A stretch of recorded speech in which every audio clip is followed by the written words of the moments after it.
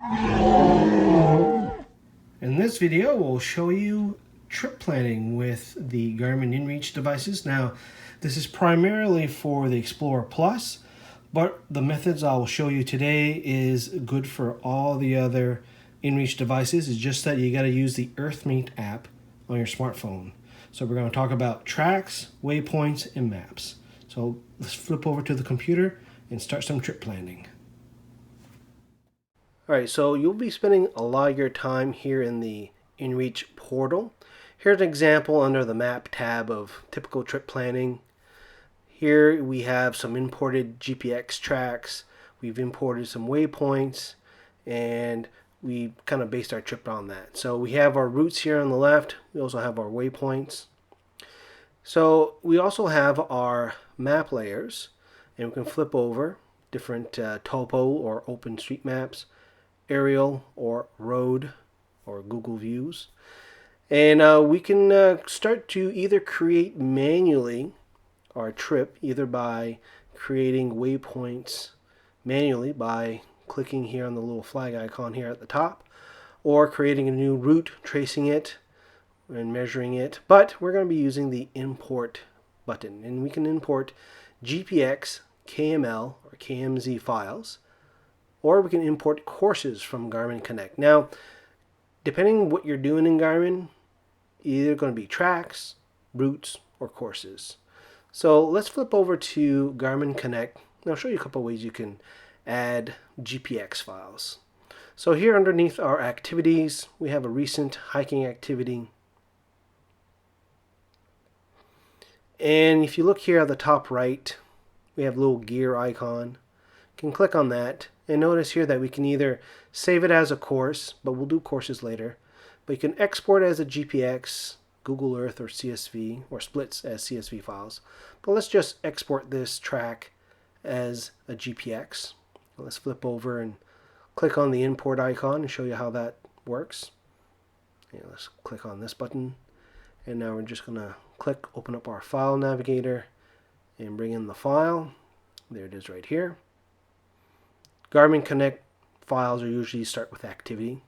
So there it is, and then we can close.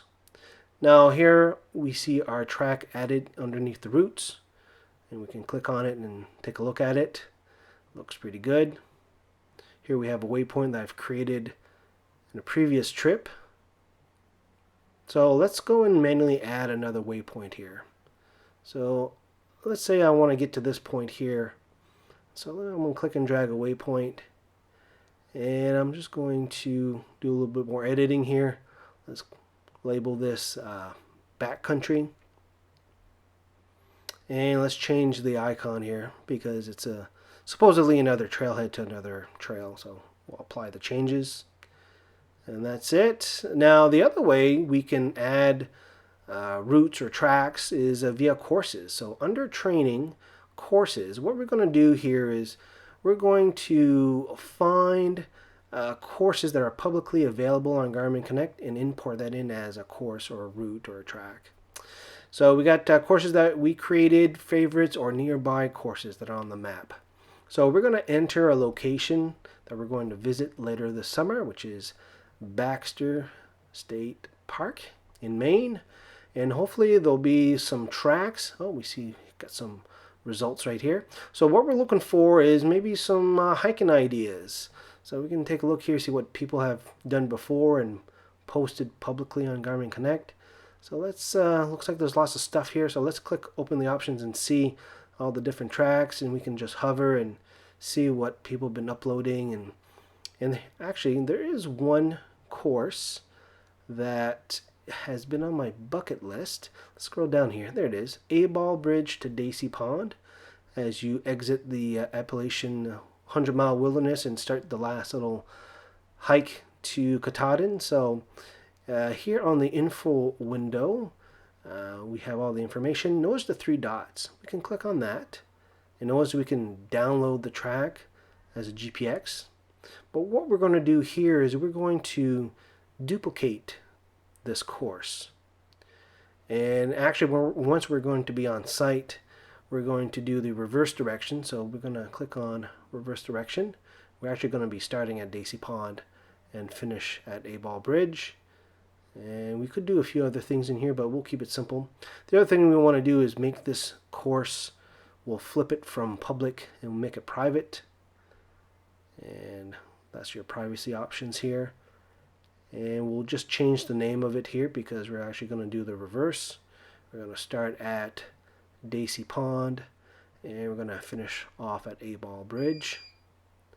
And we'll click Save as a New Course. There it is. And now we can just close that. And now we can see that when we go back to Created by You, your course is listed with your other Garmin Connect courses. So now we can flip over to our Inreach portal and let's click on that import button again. Instead of importing GPX, we're going to import courses. And now we should see the course in our list. And we're simply going to enable the checkbox and import the course. And there it is, imported. Let's close the window. Let's take a look on the left in our routes. So now the course got converted to a route. You know how complicated it gets here, but there we go. We can click on it. Here it is. Now we can continue our trip planning. Course looks pretty good. Just this little section here around Daisy Pond.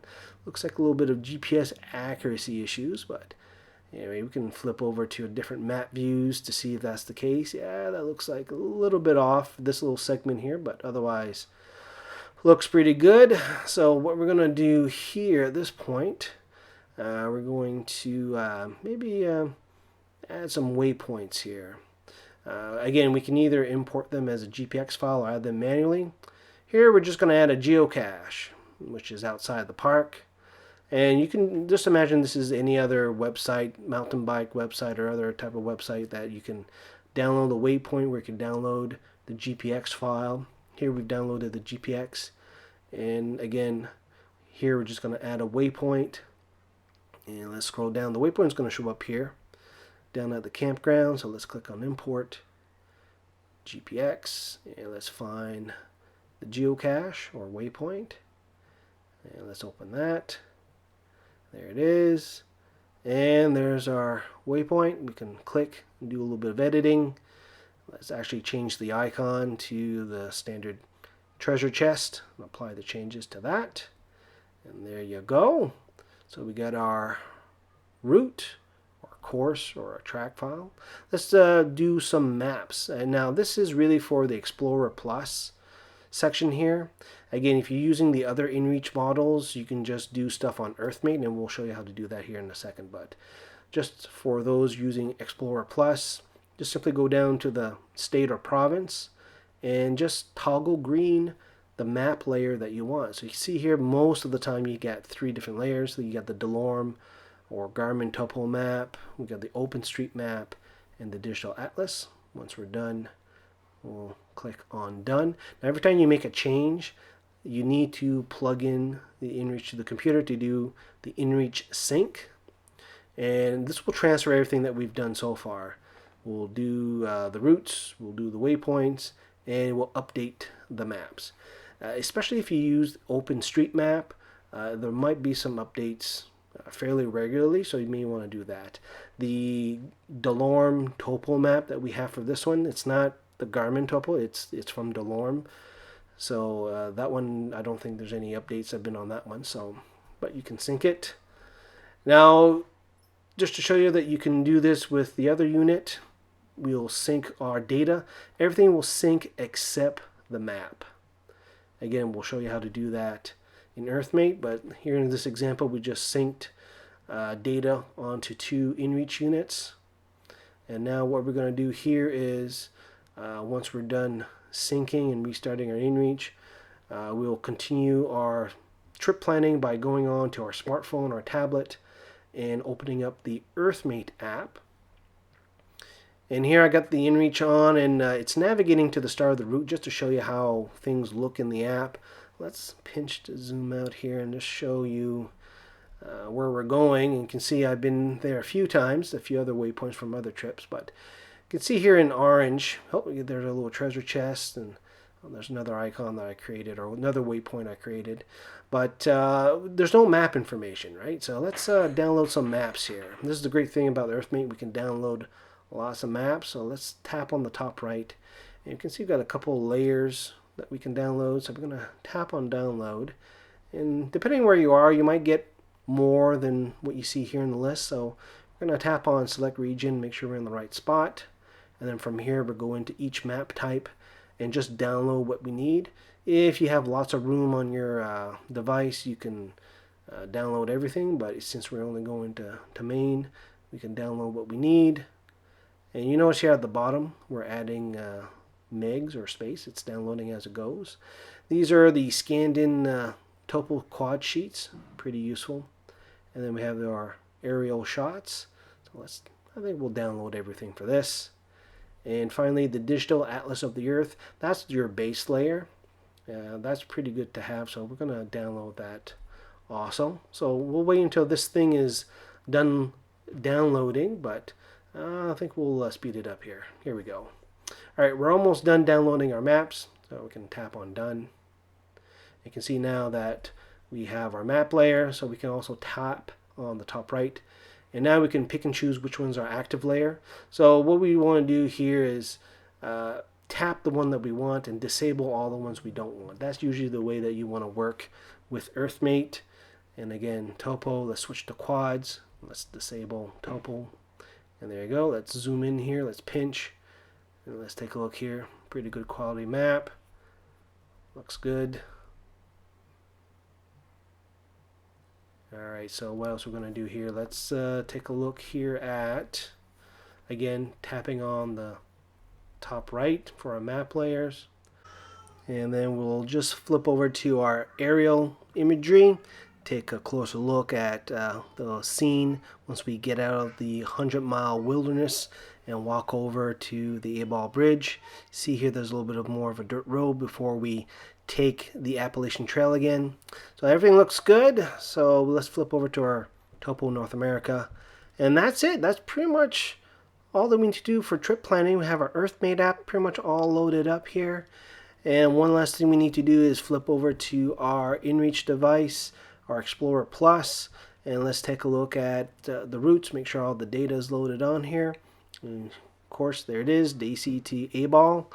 We can go back and let's see, let's check out the waypoints. There's one waypoint here. There's quite a few waypoints. Let's flip over here to, let's sort this list here. Let's tap on the menu key, change the sort order, and just sort them by date. And that should list our geocache there. Now we can do some navigation if we wanted to. And finally, let's take a look at the maps that we loaded on using the sync. There's our preloaded maps. Let's again tap on the menu, manage maps, and you can see the list of maps that we have. And all we need to do is simply enable or disable the checkbox. And there you go. That is trip planning with your Garmin Inreach.